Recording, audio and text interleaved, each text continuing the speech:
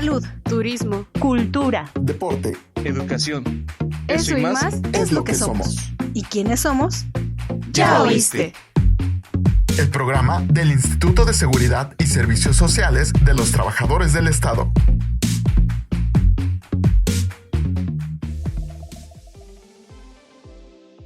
Hola, bienvenidos a un nuevo episodio de Ya Oíste, donde platicamos sobre salud, vida y todo lo que pasa en nuestro cuerpo. Y a veces no entendemos, hay que ser honestos. Yo soy Génesis Sáenz y hoy vamos a hablar de un tema que, aunque suena complicado, es más común de lo que creemos, la esclerosis múltiple. Pero no se asusten, que esto no es una clase de medicina, estamos hablando de algo más allá.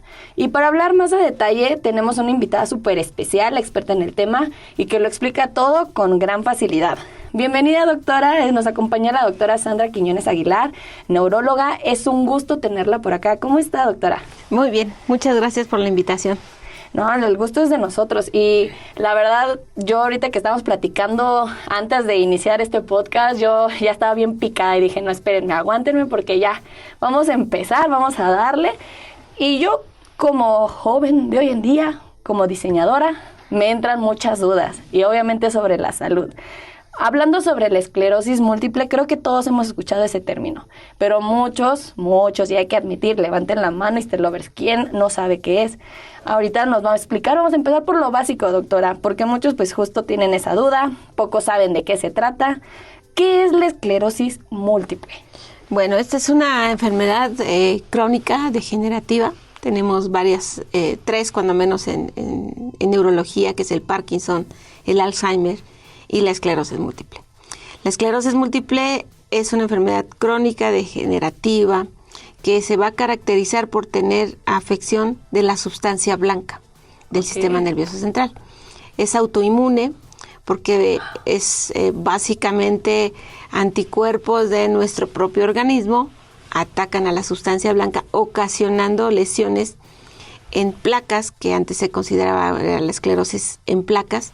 Después se cambió el término a múltiple porque lesiona diferentes porciones del sistema nervioso central. Tiene gran afección hacia la sustancia blanca y a los pacientes siempre les explicamos la sustancia blanca, ¿qué está hecha? Pues es el cableado del sistema nervioso central. Okay. Es como si fuera la conducción de una casa y los cables se deterioran. Oh. ¿Sí? Entonces, a través de las conexiones, los pacientes van a tener diferentes síntomas. Es como si los cables se rompieran y no hay luz en un cuarto, no hay luz en la cocina, no hay luz en el baño. ¿Por qué? Porque la interconexión se rompió.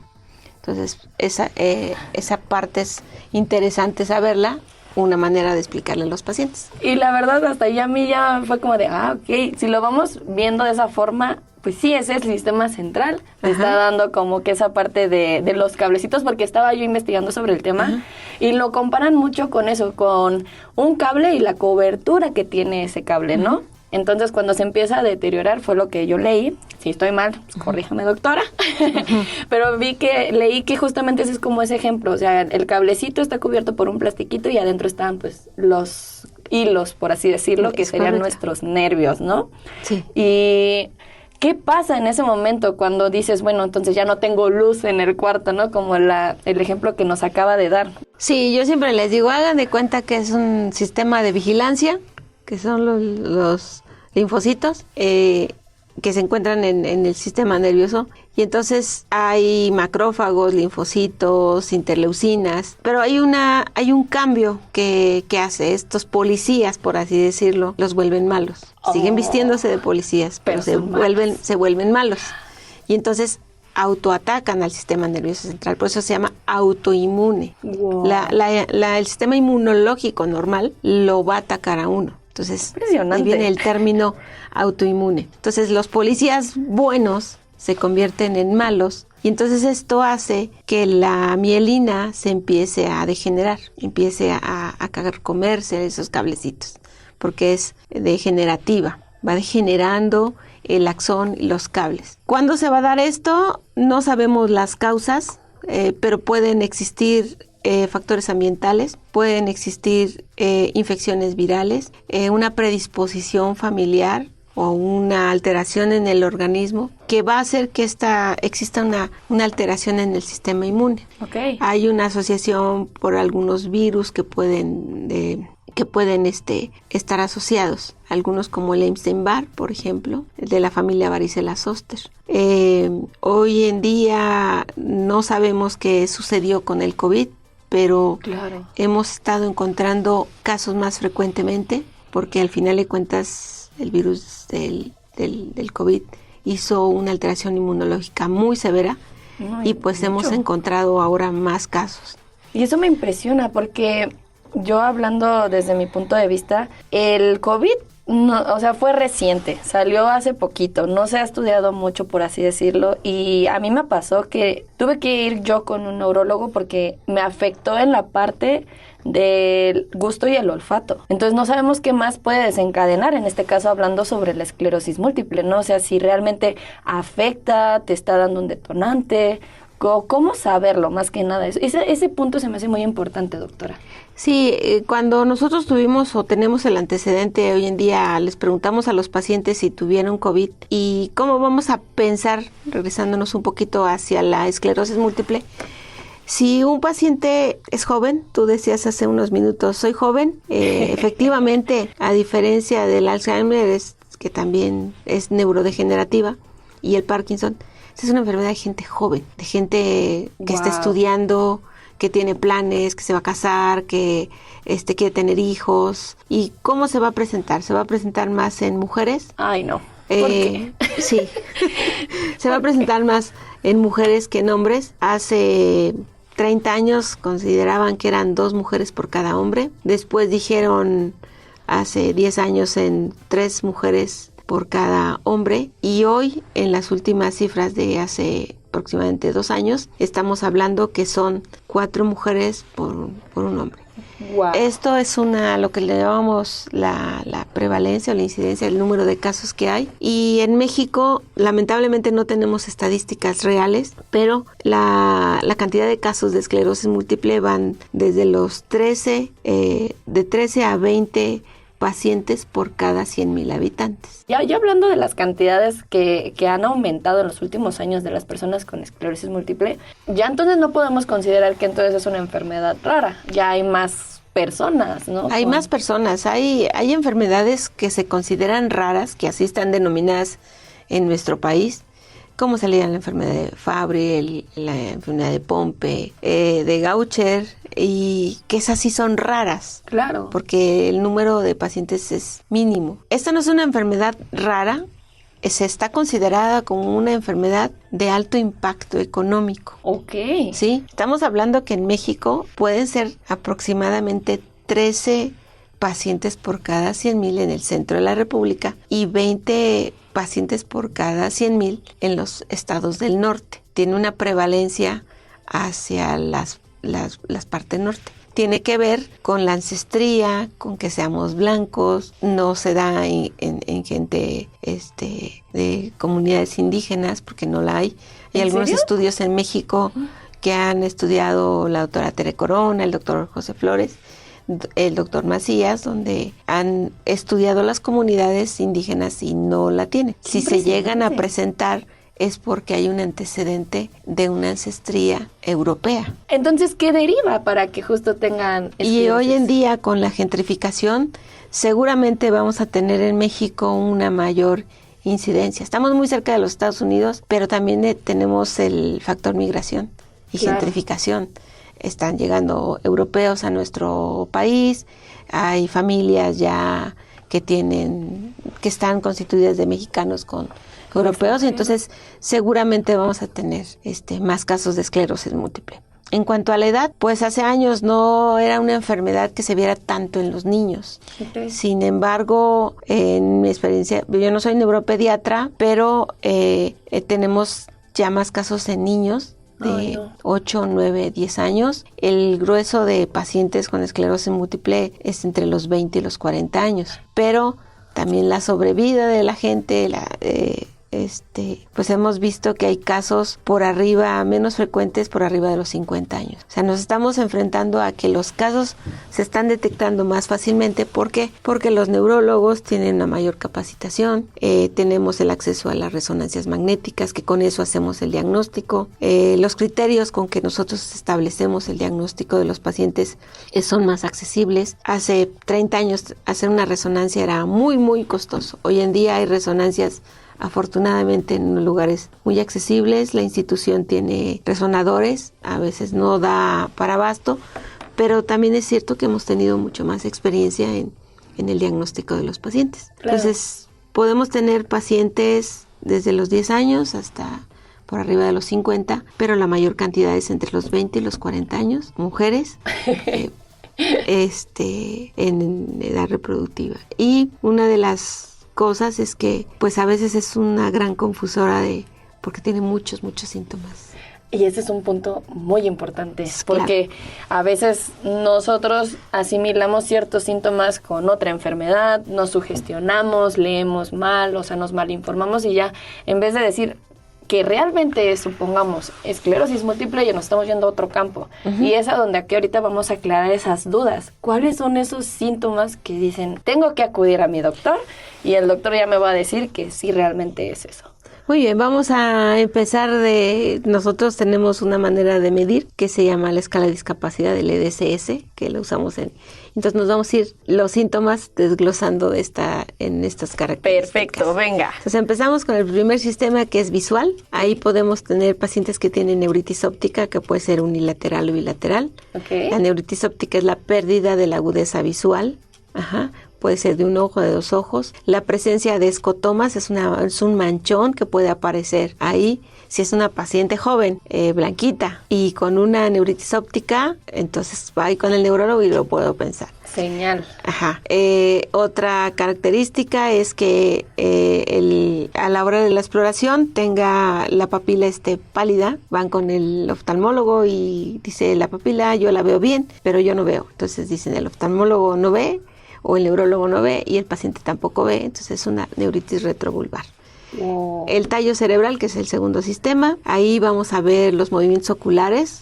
Si yo voy a voltar hacia un lado y veo que mi ojito no se mueve hacia un lado, tengo parálisis del tercero, del cuarto, del sexto, voy a ver doble, de pronto puedo tener como que los ojos me bailan hacia un lado y hacia el otro, se llama nistagmus. Puedo tener alteraciones en una parálisis facial. Uh-huh. De origen central, no voy a poder mover la mitad de la cara. Dificultades para pasar los alimentos, una disfagia, o voy a hablar como borrachito, así se me va a arrastrar la lengua, arrastrando la lengua. Básicamente es poco frecuente una hipoacusia, o sea, una falta de oído. Ese es en el tallo cerebral, algunos de los síntomas. Okay. Y luego a nivel motor, ese es cuando yo juego fútbol y de pronto en el campo ya no puedo mover mi pierna del lado derecho, como que está cansada, van pasando los días y entonces ya no tengo fuerza o no tengo fuerza en la mitad de mi cuerpo, o en la mano o en la pierna. Empiezo a tener dificultad para caminar porque entrecruzo las piernas. Como que se tropiezan, es espasticidad. Uh-huh. O la paraparesia espástica, es como que cruzo las piernas. Como en tijera. Uh-huh. Ok. Después vamos hacia el sistema cerebeloso.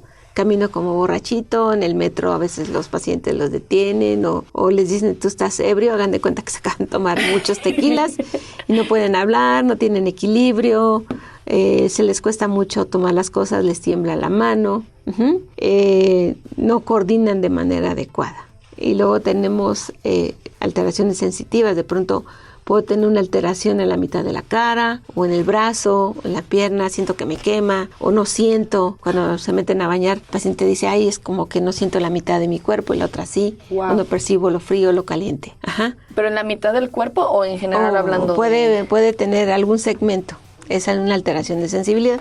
Agacho la cabeza y siento que hay una descarga eléctrica, como si me dieran un toque del cuello hacia abajo. Hacia abajo. O adormecimiento en las manos, en la planta de los pies, que se llaman paraparesias espásticas. ¡Qué impresionante! Y ya nos vamos a intestino. De pronto alguien tiene urgencia por ir al baño, se le sale la orina, tiene incontinencia fecal, no alcanza a tener un buen control de esfínter, es una mujer joven o un hombre joven, tienen alteraciones de tipo sexual, pues hay que sospecharlo. Wow. Y la parte cerebral, que muchas veces nadie considera, una depresión extrema en una mujer joven, pues siempre estamos obligados a hacer una resonancia para ver si no tiene unas lesiones. ¿Por qué? Porque a veces piensan, pues es que está estudiando y es depresiva.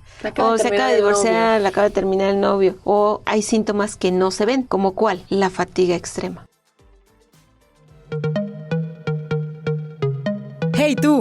No te muevas, esto aún no termina. Y si te perdiste algún programa, puedes escucharlo en tu streaming favorito. Estamos como Ya Oíste.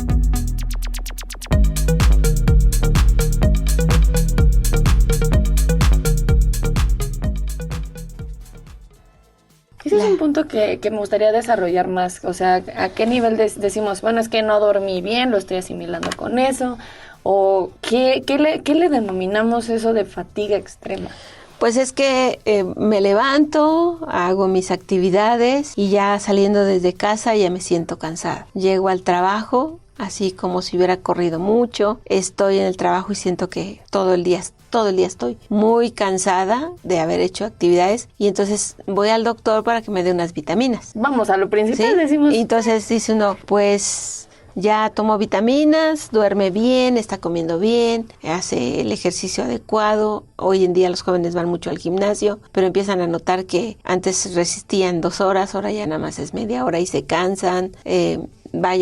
Este síntoma de la fatiga puede ser, los pacientes pueden considerarse a veces que son unos flojos en sus trabajos y pues bueno, cuando es así, pues tienen que acudir con el médico si son jóvenes y hay que estudiarlos. Okay. Otra es alteraciones en el pensamiento, ¿no? De que se me olvidan las cosas, soy muy torpe, he tenido caídas continuas. Digo, podemos chocar o podemos caernos y entonces va a haber una cosa que se llama alteración visoespacial. Me vuelvo algo torpe y a veces yo les pregunto, ¿cuántas veces ha chocado? Pues mira, doctora, la verdad es que cuando estaciono mi carro lo traigo todo abollado y ya me caí 3 veces de las escaleras y dice uno, o sea, desde ahí ya estamos viendo. Todo es en contexto a que el diagnóstico lo hacemos a través del interrogatorio clínico, la sospecha de que es una mujer joven o un hombre joven, síntomas inusuales como una neuritis óptica y... ¿Cómo es el tratamiento hablando de la esclerosis múltiple? Tenemos 4 pilares, básicamente es el tratamiento modificador de la enfermedad, que esto va a cambiar la historia natural de la enfermedad. Tenemos la rehabilitación física en aquellos pacientes que requieren de la terapia física. Tenemos el tratamiento sintomático de la enfermedad. Okay. Y tenemos el tratamiento de las recaídas. ¿Qué es una recaída? Una recaída es, yo tuve una neuritis óptica hace 4 años y de pronto me levanto y veo que mi cara está con una parálisis facial. No tengo fiebre, no tengo exceso de trabajo, no tuve una infección gastrointestinal y ese síntoma me persiste por más de 24 horas. Es una recaída, es un síntoma nuevo que yo no tenía. Tengo que ir al neurólogo que me vea y me diga, efectivamente usted tiene una recaída, tiene un brote, porque así los conocemos. Brotes, y el tratamiento es a través de la aplicación de esteroides, la metilprednisolona intravenosa, que puede ser de 3 a 5 días, intravenosa. Wow. Se tiene que vigilar. Ese es el tratamiento de cuando tengo las recaídas, por eso tiene 4 pilares. Okay. El tratamiento modificador de la enfermedad, que sería, vamos a decir en este caso el segundo punto o el inciso B, vamos a hablar que para 1980 no había tratamiento. Hay una película muy bonita que se llama Paso al Cielo. La he escuchado, pero no la he con visto. Leticia Perdigón, donde es una chica que es una arquitecta que tiene esclerosis múltiple y donde en los años 80 lo único que le ofrecen es la rehabilitación física. No había tratamientos. Los tratamientos de la esclerosis múltiple empiezan a partir del 93-95 y empiezan la hebra de los interferones. Interferón beta 1A, interferón beta 1B, intramuscular subcutáneo de diferentes dosis o millones, el acetato de glatiramir. Nos vamos a la siguiente década, que es para el año 2000, del nuevo siglo, por así decirlo, y empiezan los vía oral, Okay. que es fingolimod, luego vienen los anticuerpos monoclonales, ¿sí? Entonces ahí estamos hablando de medicamentos como el natalizumab, otro vía oral que era el dimetilfumarato, y luego ya vienen a la siguiente década, estamos hablando 2010, tenemos otros medicamentos, ocrelizumab, cladribina, lentuxumab. El caso es que tenemos hoy el último que tenemos aquí en México es el ofatumumab. Tenemos hiponimod, entre vía oral, subcutáneos y B. Son todos los tratamientos, alrededor de 14 terapias. Wow. En México tenemos prácticamente todas. Y a nivel institucional, y debo decir que en el ISSSTE es la única institución que tiene todos los tratamientos. Hoy en día se maneja alta eficacia. Alta eficacia. ¿Por qué? Porque si yo de manera temprana hago un diagnóstico, doy un tratamiento de alta eficacia, yo un joven diseñador de 30 años, lo voy a mantener trabajando mucho más tiempo. Y entonces ahora viene lo que es la sobrevida. En los años 50 la sobrevida de los pacientes era de 5 años. Con el uso de los interferones de 5 a 10. Con el uso de los monoclonales estoy hablando sobrevidas y que estén sin discapacidad por arriba de los 20 años. Eso es muy importante. De 15 a 20 años. Entonces realmente sí se ha ganado modificar la enfermedad en todo este tiempo. Insisto, si tengo pacientes jóvenes hay que iniciarles de alta eficacia para que sigan trabajando. Porque cuando nos dan un diagnóstico catastrófico como la esclerosis múltiple, pensamos que ya no vamos a casarnos, que ya no vamos a tener hijitos, que ya no vamos a ser esposas, no voy a terminar la carrera, no voy a hacer maestría. Se viene lo peor siempre en la Sorpresa cabeza. en la vida. Tengo muchos pacientes que han seguido estudiando, que han terminado la carrera, que tienen a sus hijitos, que se han casado, que son funcionarios de gobierno y que de pronto dice uno, ¿la esclerosis múltiple se ha modificado? Sí, ha modificado la historia natural de la enfermedad. Qué genial, o sea, porque creo que todos, y cuando reciben una mala noticia en particular, pues se nos viene lo peor siempre a la mente. Y nosotros mismos, como hablábamos al inicio, a veces somos nuestros propios, así como de, yo mismo me estoy atacando. Ah, exactamente. En esa razón de yo mismo me estoy atacando, va lo que se llaman los datos de mal pronóstico. ¿Y qué sucede? En uno de los grandes factores de muy mal pronóstico es el tabaquismo. Ay. Entonces los jóvenes fuman, toman y les decimos, te voy a dar un tratamiento de alta eficacia, pero por favor no fumes, no lo puedo dejar de fumar.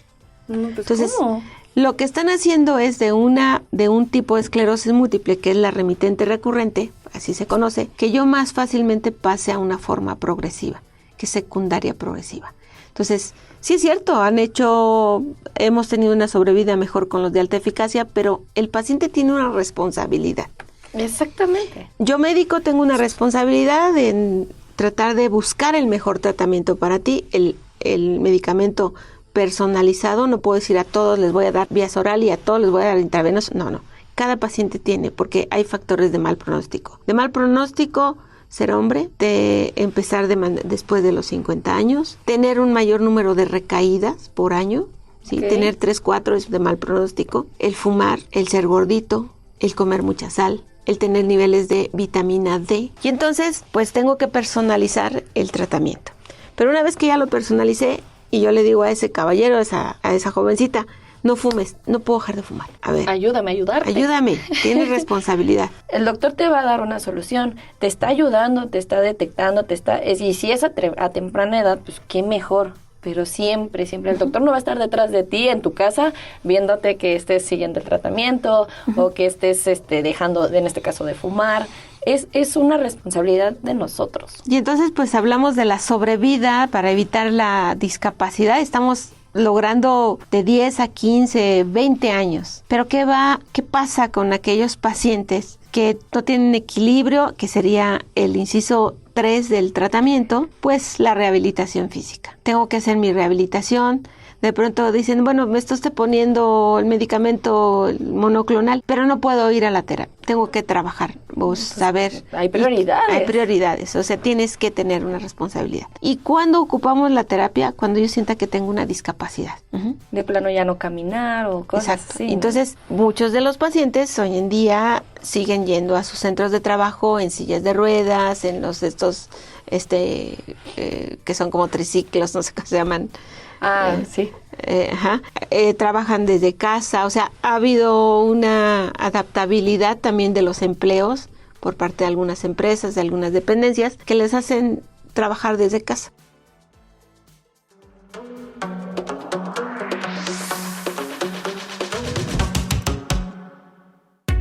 ¿Ya nos sigues en nuestras redes sociales oficiales? ¿No? ¿Qué esperas? Búscanos como ISSSTEMX y síguenos en Facebook, Twitter, Instagram, TikTok y YouTube. No te vayas, que esto aún continúa.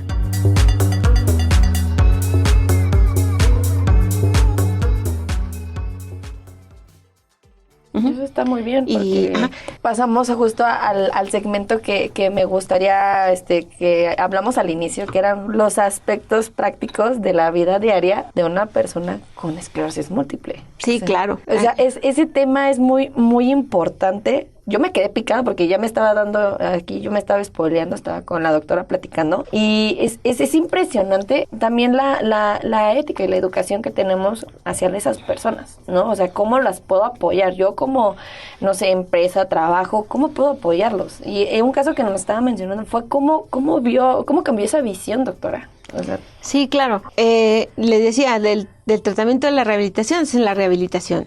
Y por último, el tratamiento sintomático. Cada síntoma que yo tenga, si me falta, tengo problemas de la orina, voy a tomar medicamento para la orina, si tengo alteración de sensibilidad, para cerrar esta parte del tratamiento. Pero una vez que yo tengo ya ciertas discapacidades, tengo ciertas limitantes, pues ahora voy a adaptar lo que tengo alrededor de mi vida para que siga siendo funcional. Si tengo problemas de equilibrio, no voy a utilizar, por ejemplo, vasos de cristal, porque se me pueden caer y me voy a lastimar. Si tengo una casa llena de mesitas y de tapetes y continuamente me he caído, pues quito las mesitas y los tapetes y dejo más libre. Si en el baño no tengo barras para poderme sostener, pues mando a colocar unas barras. Van a decir, todo cuesta, pero es mi salud, es mi integridad. Exacto. ¿Por qué? Porque los pacientes logran tener caídas y morir de traumatismos craneales por las caídas. Pero, ¿qué va más allá del aspecto práctico de la vida diaria? Pues tengo que ver desde qué alimentos puedo comer. Si me cuesta trabajo deglutir, no voy a comer un bistec, pero puedo comer carnita picada o molida, ¿no? Si tengo problemas para ver, pues para adaptarme mis lentes. Si tengo problemas de sensibilidad en la piel, pues no me voy a poner una ropa de encaje, me voy a poner una ropa de algodón. Si tengo mucha fatiga, pues tengo que tomar descansos, refrescarme, ponerme, hay un síntoma que se llama fenómeno de Utah, que durante la época de calor los pacientes se debilitan mucho, se cansan. Tienen una alteración, ellos dicen como si estuvieran en las nubes o el pensamiento nebuloso. Tienen que tomar líquido. Algunos no quieren tomar líquido porque dicen tengo problema de la vejiga. Bueno, pues hay que enseñarles si tienen que cateterizar o colocar sonda para orinar, pues hay que utilizarlo. Y hay dos cosas que cuestan mucho, mucho trabajo. El uso de un bastón, porque eso me va a limitar y va a decir, ya soy un discapacitado. No, a ver, espérate. Con el uso del bastón yo voy a prevenir caídas. Yo voy a tener una mayor seguridad. Yo salgo a la calle y hay desniveles, baches, tengo que subir banquetas. Entonces puedo prevenir usando un buen bastón o una andadera. Si tengo que ir al centro comercial, pues hago uso de una de estas sillas de andaderas con carrito. Y el tiempo que yo voy a tardar a ir al centro comercial a dar una vuelta a las tiendas va a ser de 3 horas. Me subo a mi andadera y me puedo ir un poco más rápido y disfruto de la tarde, que ese es otro aspecto, la distracción de los pacientes. Y otra cosa que cuesta mucho trabajo que les decía es el uso del pañal. Si yo tengo que hacer un viaje de 8 horas y es un autobús o es un avión o tengo que hacer paradas continuas, pues bueno, no significa que no puedan viajar. Pueden utilizar, hoy hay tantas marcas de pañales y yo les sugiero que vean el tipo de descargas, porque les cuento que yo incursioné esta parte de los aspectos prácticos de la vida diaria por una profesora. Pasé un fin de semana con ellos y viví lo que es estar con un paciente con discapacidad. Yo tenía 3 años de haber egresado de la residencia. Okay. Y entonces me di a la tarea de andar buscando los tipos de tela, los tipos de pañales, que si las descargas, que si son de noche, que si son de día. Antes los pañales eran unas sábanas horrorosas, ahora ya son unos calzoncitos de negros, color blanco y color beige. Piel beige, ya han cambiado, ¿no? Sí. Y diferentes descargas para hombres, para mujeres. Ahora usamos mucho los termos con el popotito. Antes decirle a un paciente que utilizara popote era algo agresivo, porque como voy a usar, no soy un niño. Exacto. El tipo de calzado, que por favor no usen los Crocs. El paciente tiene problemas de motricidad, Crocs, es más fácil no. que se caiga. Si tienen debilidad en la planta del pie, pueden utilizar zapato de botita. O sea, tengo que ir adaptando lo que yo necesito. Exacto. Si yo utilizo los escuchavientes no saben cómo soy, pero yo utilizo lentes. Entonces, si yo me quito los lentes, pues es una discapacidad visual terrible. No puedo ver. Exacto. Entonces, tengo que tener unos buenos lentes que tengan buen aumento, hacer mis valoraciones. Entonces, tengo que adaptar el tipo de lente que no me lastime. Entonces, eso es parte de lo que yo me tengo que cuidar. Y también hay otra cosa bien importante. Tenemos que hablar que esta es una enfermedad muy crónica y que muchas veces también tenemos que hablar de la muerte. ¿Por qué? Porque un día nos vamos a morir todos, unos más, otros. El ejemplo que les pongo es, yo tengo esclerosis múltiple, me dan el diagnóstico, me la está tratando de controlar la doctora o el doctor, hago todo lo posible, pero viene una pandemia y los pacientes de esclerosis múltiple, cuando menos de la institución donde yo trabajo, que es el 20 de noviembre, tuvimos 2 decesos de casi 200 pacientes. Wow. 2 nada más. Solo 2. Solo 2. Todos se resguardaron, todos se cuidaban, todos estaban bien. Y siguieron viviendo. Y sin embargo, compañeros médicos sanos, deportistas, fallecieron. Entonces, la muerte no necesariamente habla que el paciente con esclerosis múltiple se va a morir en breve. Exactamente. No estamos hablando de un cáncer, estamos hablando de una enfermedad crónica degenerativa y que no deben de olvidar que es incurable. Porque esa es una cosa. Exacto. Yo la voy a seguir teniendo ahí. Es como la diabetes o la hipertensión. Me la voy a controlar. Van a tratar de controlármela a través de medicamentos caros, costosos, lo que sea. Y también tengo que aprender a vivir. Tengo que, con todo esto que les he ido hablando de los tratamientos, los aspectos prácticos de la vida, tengo que a corto plazo irme poniendo metas. Si voy a estudiar, si me voy a casar, si voy a tener mi hijito o mi hijita, si voy a ser mamá, si voy a ser abuela, si me voy a jubilar, si voy a sobrevivir por arriba de los 60 años. Ahorita tenemos pacientes de 71 años, de 75 años.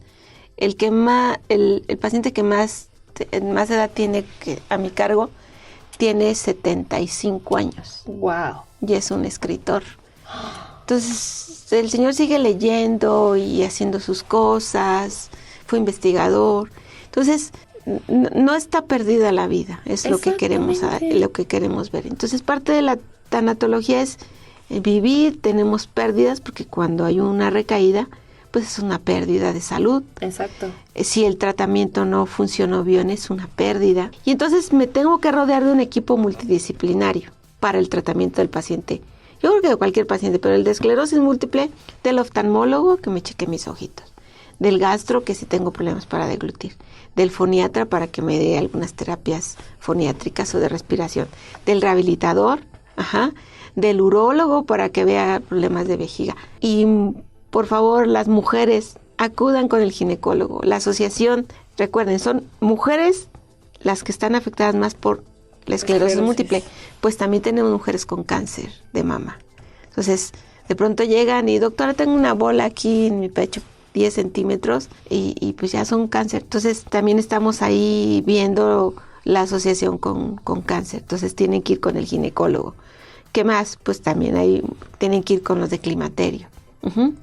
Tienen que ir con el psiquiatra, con el psicólogo. Hablando justo lo que decíamos de los síntomas, o sea, en esa parte donde las emociones te afectan también. Así es. Y entonces, pues, por salud, ahora sí que salud mental de todos, pues no hay que ver mal el tener una asesoría con un psicoterapeuta. Aquí en México hay una asociación que es MECTRIMS, que es la Asociación de Esclerosis Múltiple, y hay eventos para pacientes. En el Hospital 20 de Noviembre, antes de la pandemia, llevábamos talleres para los pacientes. Hoy en día, como hay cambios y modificaciones, pues vamos a tratar de, en un futuro, retomar los talleres para los pacientes. Pero en mayo, que es el 30 de mayo, es el Día Internacional de la Esclerosis Múltiple, en todas las partes del mundo se habla de la enfermedad.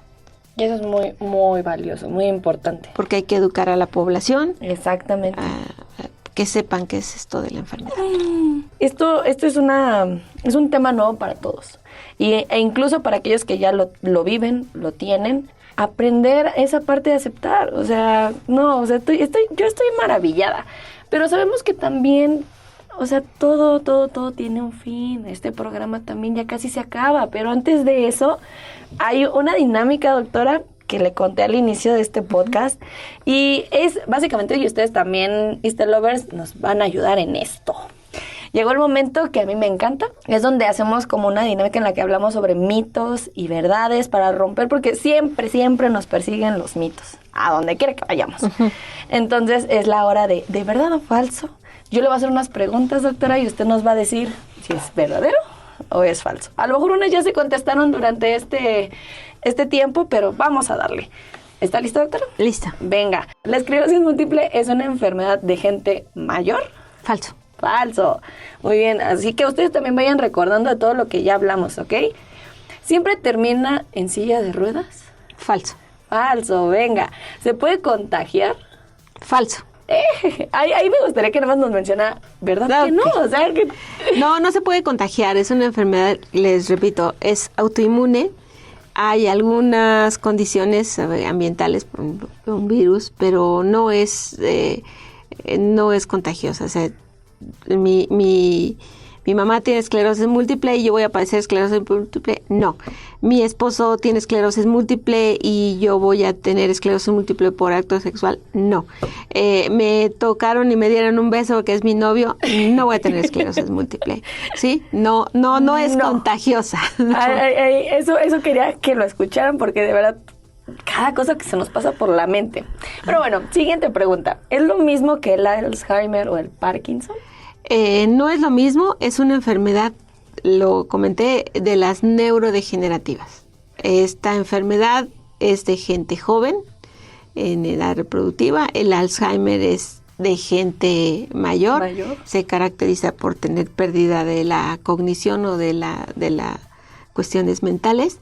Y la enfermedad de Parkinson es de los 50 años, no necesariamente, pero por arriba de los 50 años, 55 años, que esta se va a caracterizar por movimientos de un temblor rítmico con sensación de tener rigidez, y es simplemente, les digo, es otra enfermedad neurodegenerativa, pero no son iguales. Pero no son lo mismo, ¿ok? Ahora, hay pacientes con esclerosis múltiple que pueden llegar a terminar ya en etapas muy tardías. Estamos hablando estos pacientes de 80 años con un deterioro cognitivo, pero ya es otra cosa.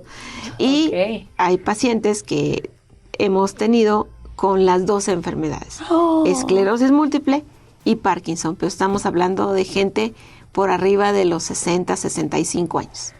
Y que son cosas completamente diferentes. Y que hay que cuando nosotros los diagnosticamos en el consultorio decimos, no puede ser, esto es mala suerte. Es que sí, es como de, ay señor, ¿qué está pasando? Ay señora. No. Sí, wow. sí. Eso es otro dato curioso. O sea, se pueden tener las dos. Las dos. Wow. Y ya nada más por último, doctora. ¿El estrés puede empeorar la esclerosis múltiple? El estrés puede condicionar una situación inmunológica. Yo les pongo un ejemplo siempre a los pacientes. ¿Qué pasaba cuando yo iba a tener un examen en la primaria o en la secundaria?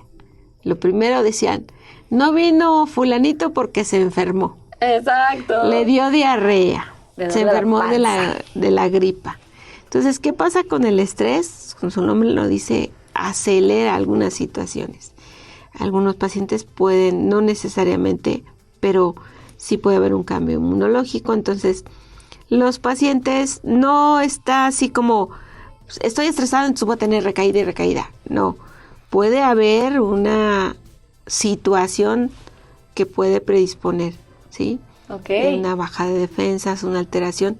¿Y por qué? Porque el estrés finalmente tiene que ver con las interleucinas, con algunas situaciones que se ven ahí, el estrés que se puede predisponer, pero no necesariamente así de que tengo que llegar temprano a mi trabajo, pues me levanto temprano.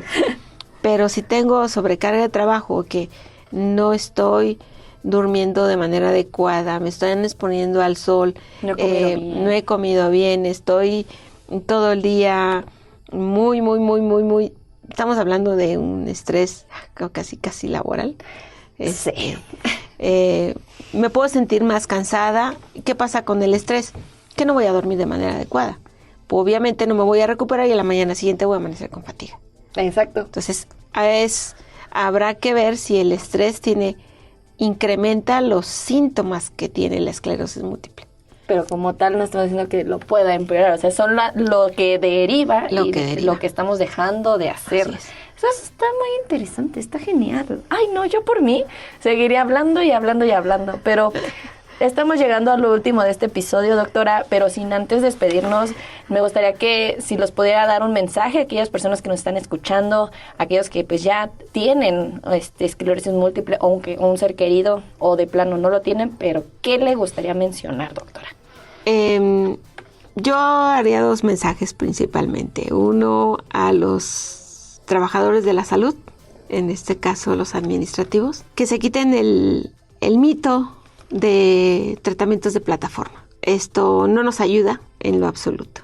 A los familiares del paciente con esclerosis múltiple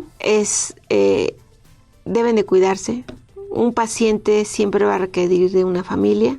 Exacto. Y si el familiar no está con una buena salud, no va a poder cuidar del paciente que va conmigo. Y por último, al paciente. La vida sigue. Hay diagnóstico de esclerosis múltiple, pero la vida sigue. Y como dice la canción, mientras unos ríen, otros lloran. Mientras unos viven, otros mueren. Pero la esclerosis múltiple es así. Y entonces, la frase que yo aprendí en la escuela de medicina es que el médico solamente ayuda al bien nacer, al bien morir. De verdad que yo estoy muy agradecida con usted, doctora, por este episodio, por toda la información que nos brindó, por aquellas dudas que fueron solucionadas.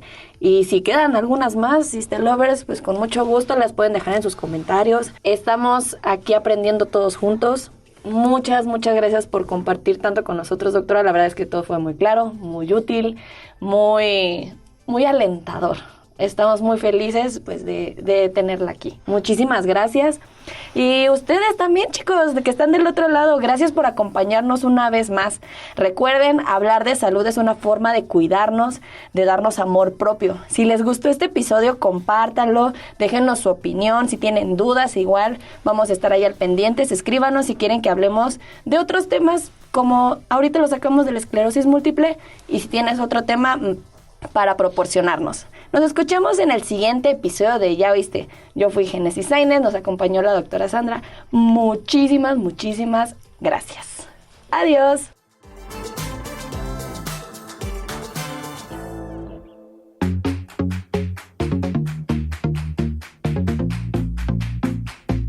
Salud, turismo, cultura, deporte, educación.